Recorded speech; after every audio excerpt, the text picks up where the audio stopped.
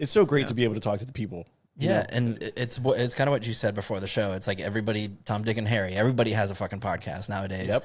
So there's so much out there. There's so much content being created. It's like, how do you stand out? So not because you're my client, but I think you found a niche, man. I think you are the face and the voice of the RTO world.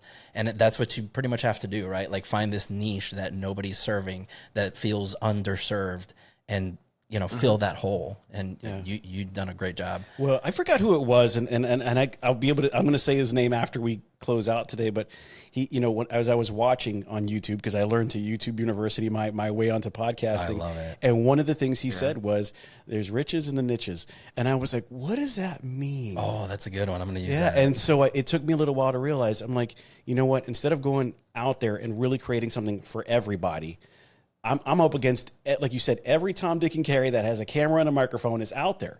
What can I do to be different? Nobody's talking about rent home. Yeah, nobody is going, and not even with purpose, because they'll be out there and just talk about anything, anytime, anyway. This is not only a podcast, but I get to do it with purpose. There's something that I want to show you, whether it be the leadership or who's doing it or the people involved or how they grew or how they created or how we get to do what we do. That was a purposeful thing. And that niche just, you know what? I am blessed to do what I do. I'll be honest with you. I'm blessed to have you guys involved in it too. I love doing that. Out of curiosity, what made you reach out? I know you were doing the podcast from your house for a while. What made you kind of step up the quality and reach out? So there was a point where I had a small studio involved in one of the stores that I was running. It was this massive warehouse, right? So they had this part that was a warehouse, and there was the other part that had they had the store, and then they had offices. That is the sketchiest location in the history of time. It was crazy, man. That is an evil. It was a dark and stormy location, man. It was a dark and stormy night. He's like, hey, can you check out this thing? They're gonna let me do this podcast, and I was like, it feels really kind of. Right. It was better that he made it into the room, and he was like, okay, it's not so bad. But I got it, and I was like, I told him, I said, hey, there's a lot of offices over here. Like, do you mind if I use one? And they were like, no. The only qualifications were you can't do it while you're working, right? There's got to be a separation of this and what you do. And I was like, I got that. Don't worry about that. Yeah. Like, I do this all day. I don't know what I'm doing. So I call Steven. I'm like, dude, help me out here. I'm like, help me with this room. Like, I don't know what to do. I don't know about the lighting. I don't know anything. And then he shows up, he helps me out. And that's really where I was like, I enjoyed it so much. I was like, you know what? I can't keep bottlenecking myself. I've got to keep on moving forward. And when that situation changed and we were trying to figure out where I needed to go, that's when I found BlueBox. And it was like, yeah, you know what? Not only do I need to be in a place where I can do this full time, but I also need to take some of the editing off my shoulders. And I said, there was many a nights, and he didn't say it yet, but there's many a nights I've had Steven on like 11:30, 12 o'clock at night.